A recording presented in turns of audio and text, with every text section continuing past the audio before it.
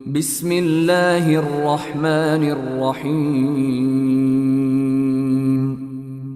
পরম করুণাময় ও অসীম দয়ালু আল্লাহর নামে শুরু। তাবারাকাল্লাযী বিয়াদিহিল মুলকু ওয়া হুয়া আলা কুল্লি শাইইন কাদির।